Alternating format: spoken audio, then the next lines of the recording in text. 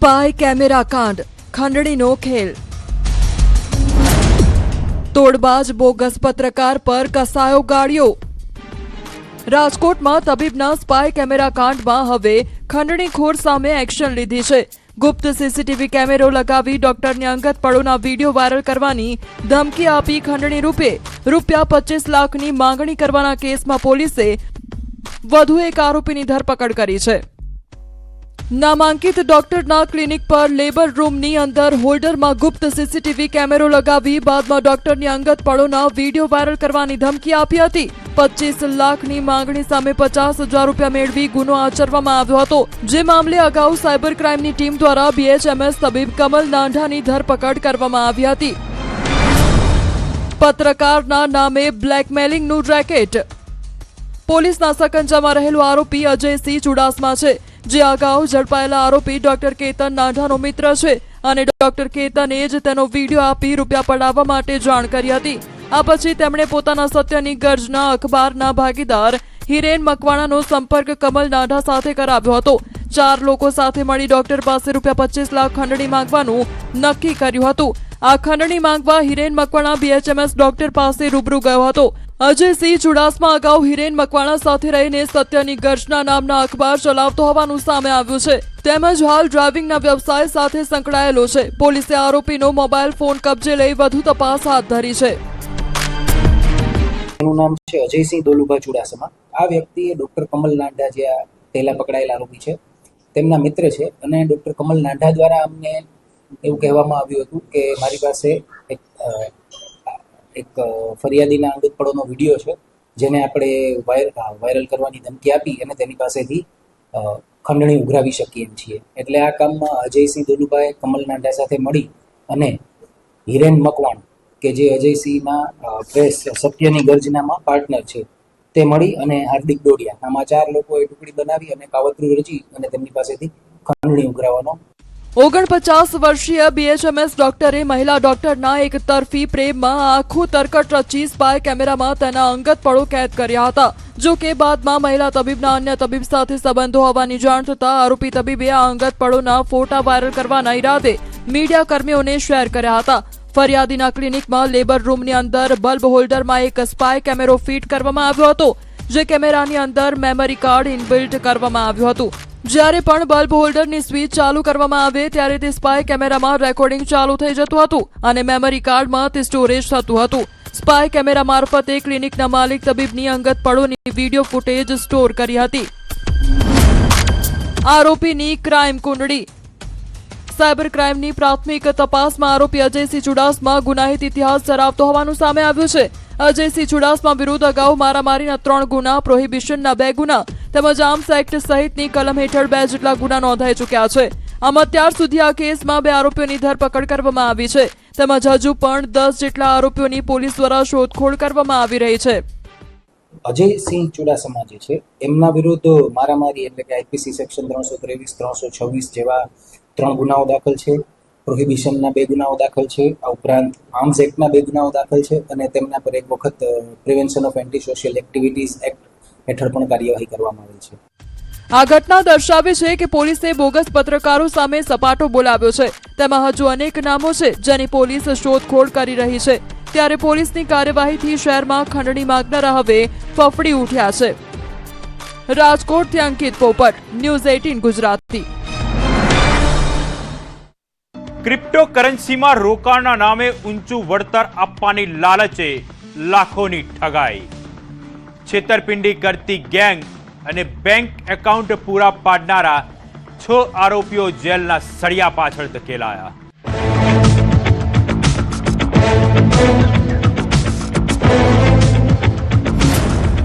Investment ફ્રોડનો ખેલ। વધુ નફાની લાલચમાં મૂડી પણ ગઈ। ક્રિપ્ટોકરન્સીના નામે ઠગતી ગેંગ સકંજામાં। આજકાલ રોકાણના નામે એકા ડબલ કરવાની સ્કીમો ટ્રેન્ડમાં ચાલી રહી છે। વધતી મોંઘવારીના કારણે લોકો આવી સ્કીમમાં વધુ ફસાઈ રહ્યા છે। આવી જ એક ગેંગનો અમદાવાદ સાયબર ક્રાઇમે પર્દાફાશ કર્યો છે। એક એવું રેકેટ જે ચાઇનીઝ ગેંગ સાથે મળીને ચલાવવામાં આવતું। ક્રિપ્ટોકરન્સીમાં રોકાણના બહાને વધુ નફાની લાલચ આપી છેતરપિંડી આચરતી ગેંગ ઝડપાઈ છે। સાયબર ક્રાઇમ પોલીસે અમદાવાદ અને દિલ્હીના 6 આરોપીઓની ધરપકડ કરી છે. પોલીસ જાપ્તામાં રહેલો આ આરોપી સન્ની મગો છે, જેણે બીટેક આઈટીનો અભ્યાસ કરેલો છે. આ પહેલા આરોપી તાહિર બેલીમ, અદનાન શેખ, એજાઝ શેખ, ઓમકાર ભારતી, ગોસ્વામી અને મકસૂદ મિર્ઝાને પોલીસે પકડી પાડ્યા છે. સાયબર ક્રાઇમ પોલીસે છેલ્લા 1 અઠવાડિયામાં આ તમામની ધરપકડ કરી ઇન્વેસ્ટમેન્ટ ફ્રોડના નામે થતી છેતરપિંડીનો ભેદ ઉકેલ્યો છે. આરોપીઓએ અમદાવાદના ફરિયાદી પાસેથી 58 લાખની છેતરપિંડી આચરી હતી. જો કે મુખ્ય આરોપી હજી પોલીસ પકડથી દૂર છે. તપાસ કરતા હકીકત સામે આવી કે તાહિર બેલીમ અને મકસૂદ મિર્ઝા બનાવટી કંપનીઓના પ્રોપરાઇટર બનતા અને અદનાન શેખ અને એજાઝ શેખ કંપનીઓની નોંધણી કરાવી તેના નામે એકાઉન્ટ ખોલાવી છેતરપિંડીની રકમનું ટ્રાન્ઝેક્શન કરતા હતા. આ 4 આરોપીઓને ઓમકાર ભારતી અને સન્ની મગો કંટ્રોલ કરી રૂપિયા ક્રિપ્ટોમાં રોકાણ કરી ચાઇના સુધી મોકલતા હોવાનું સામે આવ્યું છે. આરોપીઓના 4 બેંક એકાઉન્ટની તપાસ કરતા કુલ 41 જેટલી સાયબરને લગતી ફરિયાદો મળી હોવાનું સામે આવ્યું છે. આ 3 મહિનામાં ક્રિપ્ટોકરન્સીમાં ઇન્વેસ્ટમેન્ટ કરવાને બહાને અલગ અલગ અકાઉન્ટમાં એક ફેસબુકની પ્રોફાઇલ જોડે વાત થઈ હતી અને જે અંતર્ગત એમની પાસેથી 58 લાખ રૂપિયાની ઠગાઈ કરવામાં આવી હતી. એની ફરિયાદની તપાસમાં અમારા પીઆઈ વાઘેલા અને એમની ટીમ દ્વારા લાસ્ટ 24 તારીખથી લઈને 24 માર્ચથી 31 માર્ચ સુધીમાં ટોટલ 6 આરોપીઓની ધરપકડ કરવામાં આવી છે. દુબઈની જેલમાં રહી ચલાવાતું નેટવર્ક, ચાઇનીઝ ગેંગની સંડોવણી ખુલી, 41 ફરિયાદોનો ભેદ ઉકેલાયો. તપાસમાં જે ચોંકાવનારા ખુલાસા થયા તે સાંભળીને પોલીસ પણ ચોંકી ગઈ. આ કેસમાં ફરાર મુખ્ય આરોપી મયુર સાવલિયા હોવાનું સામે આવ્યું છે, જે ચાઇનીઝ ગેંગ સાથે મળી આ છેતરપિંડી આચરતો હતો. એટલું જ નહીં, આરોપી મયુર સાવલિયા મૂળ સુરતનો રહેવાસી છે અને તે હાલ દુબઈની જેલમાં રહીને સમગ્ર નેટવર્ક ચલાવતો હોવાનો ધડાકો થયો છે. મયુર સાવલિયા અગાઉ લાવોસ અને કંબોડિયામાં કોલ સેન્ટરનું કામ કરી ચૂક્યો છે અને ત્યારબાદ દુબઈમાં સેટ થઈ પોતાનું નવી છેતરપિંડી માટેની ગેંગ સક્રિય કરી. સાથે જ ઝડપાયેલ આરોપી સન્ની મગો અગાઉ ક્રોકરીનો વ્યવસાય કરતો હતો, જેમાં નુકસાન થતા તે દુબઈ ગયો હતો, જ્યાં મયુર સાથે મુલાકાત થતા તે સપ્ટેમ્બર 2024માં છેતરપિંડીના નેટવર્કમાં જોડાયો. સનીની પૂછપરછ કરતા સામે આવ્યું કે તે બીટેક આઈટીનો અભ્યાસ કરેલો છે અને તેની પત્ની પણ દિલ્હીમાં ડોક્ટર હોવાનું સામે આવ્યું છે. મયુર સાવલિયા છે, આ પહેલાં લાઓસ અને કંબોડિયા બી આવા કોલ સેન્ટરમાં કામ કરેલું છે અને પ્રસ્તુત કેસમાં જે ફેસબુક આઈડી હતી જેની સાથે ફરિયાદીની વાત થઈ હતી એ ફેસબુક આઈડી બી કંબોડિયાથી ઓપરેટ થઈ હોવાનું તપાસમાં બહાર આવ્યું છે. મયુર સાવલિયાએ સની મગોને કહ્યું હતું કે તમારે ઇન્ડિયામાંથી કોઈ બી આવા અકાઉન્ટ કે જે હોય તો એ તમારે ભેગા કરવાના રહેશે અને એમના માટેનો ઓમકારનો સંપર્ક કરાવેલો હતો. ઓમકાર અને સની મગો આ બંને આવા અકાઉન્ટો ભેગા કરીને દિલ્હીમાં આ બધા અકાઉન્ટ હોલ્ડરને રાખવાના હતા અને એમાં જે પૈસા નાખવામાં આવતા એ ચાઇનીઝ ગેંગ દ્વારા નાખવામાં હતા અને આ બધી પ્રવૃત્તિ માટે આ લોકોને જે અકાઉન્ટમાં પૈસા આવે છે એના 5 થી 10% કમિશન મેળવવામાં આવતું હતું. મયુર હરિયાણામાં પણ એક ગુનામાં વોન્ટેડ હોવાનું સામે આવ્યું છે. આરોપી પાસેથી મળેલા 4 એકાઉન્ટમાં અંદાજિત 3 કરોડથી વધુના ટ્રાન્ઝેક્શનની માહિતી સામે આવી છે. ત્યારે હવે સાયબર ક્રાઇમે હવે તે દિશામાં તપાસ શરૂ કરી છે. પોલીસની તપાસમાં અનેક મોટા ખુલાસાઓ પણ થઈ શકે છે. અમદાવાદથી નવીન ઝા, ન્યૂઝ 18 ગુજરાતી. નરાધમે સગીરાને બનાવી હવસનો શિકાર. વિધર્મી યુવકે ફોટા વાયરલ કરવાની ધમકી આપીને સગીરા સાથે દુષ્કર્મ આચર્યું. જોકે સમગ્ર ઘટનાની જાણ સગીરાએ તેની માતાને કરતા મામલો પોલીસ સ્ટેશને પહોંચ્યો. તો બીજી તરફ આરોપીએ પણ માર માર્યાની ફરિયાદ નોંધાવી.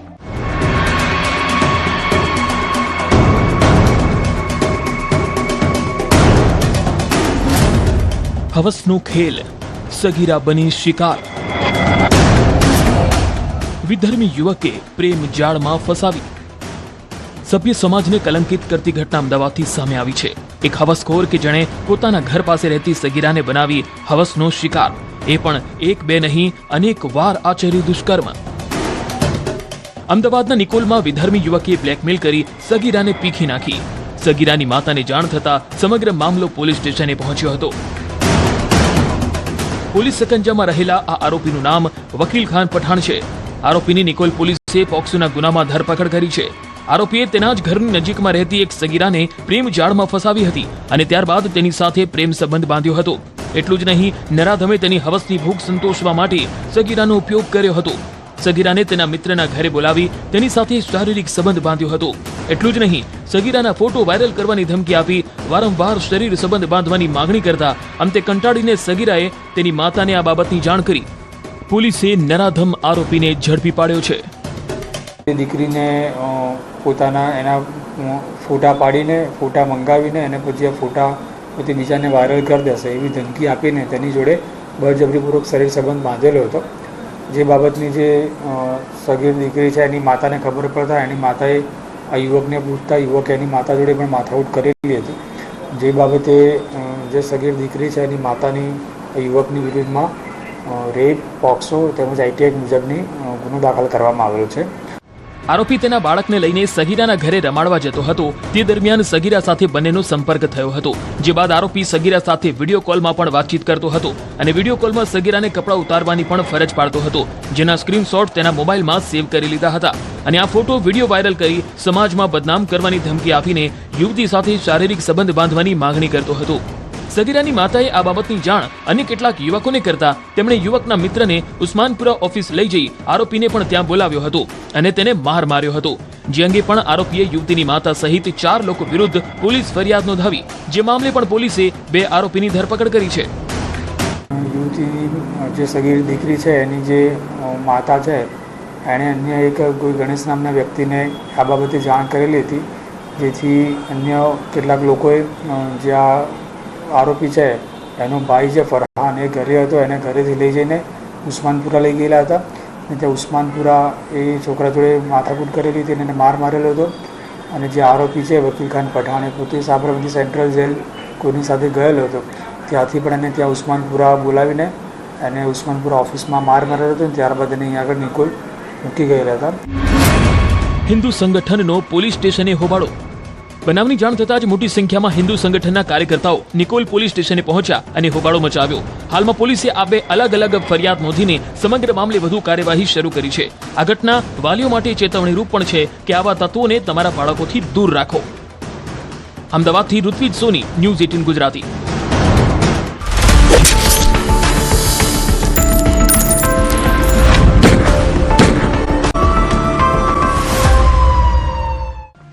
સુરતમાં સગીરા બની હવસનો શિકાર. સગીરાએ નવજાત બાળકને જન્મ આપ્યો ને દુષ્કર્મ આચર્યું હોવાનો ભાંડો ફૂટ્યો. પોલીસે પોક્સો હેઠળ આરોપીની ધરપકડ કરી. કેવી રીતે આ ભાંડો ફૂટ્યો જુઓ આ રિપોર્ટમાં.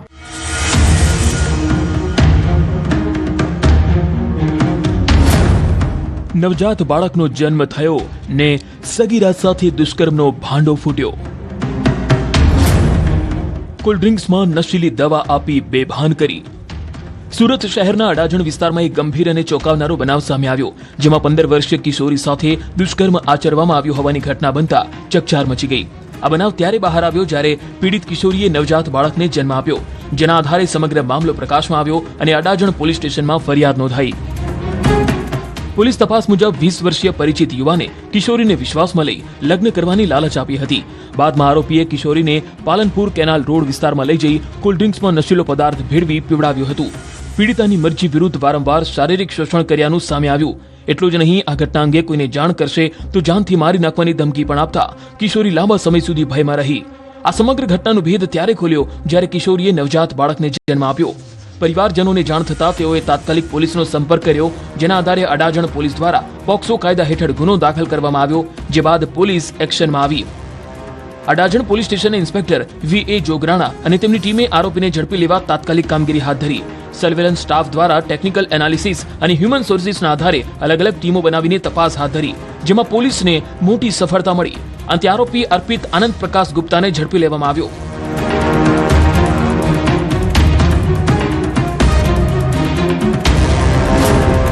તપાસમાં થયો મોટો ધડાકો. પોલીસે આરોપીની પૂછપરછ હાથ ધરી, જે દરમિયાન આરોપીએ ગુનાની કબૂલાત કરી હતી કે તેણે ઓગસ્ટ 2025 દરમિયાન કિશોરીને ફોસલાવી અને ધમકાવીને વારંવાર દુષ્કર્મ આચર્યું હતું, જેના પરિણામે કિશોરી ગર્ભવતી બની. પોલીસ દ્વારા આરોપીની અટકાયત કરી આગળની કાર્યવાહી હાથ ધરવામાં આવી રહી છે. આ ઘટનાએ શહેરમાં ચકચાર મચાવી દીધી છે અને નાબાલિકોના સુરક્ષા મુદ્દે ફરી એકવાર પ્રશ્નો ઉભા કર્યા છે. સુરતથી કીર્તિશ પટેલ, ન્યૂઝ 18 ગુજરાતી. આરોગ્ય સાથે ચેડા કરનારા સામે ગાળીઓ કસાયો. 1400 કિલો નકલી પનીર કૌભાંડમાં એસઓજીએ કારખાનાના સંચાલક વિરુદ્ધ ગુનો નોંધ્યો છે. નકલીનો ખેલ ખેડનાર હવે જેલના સળિયા પાછળ ધકેલાશે.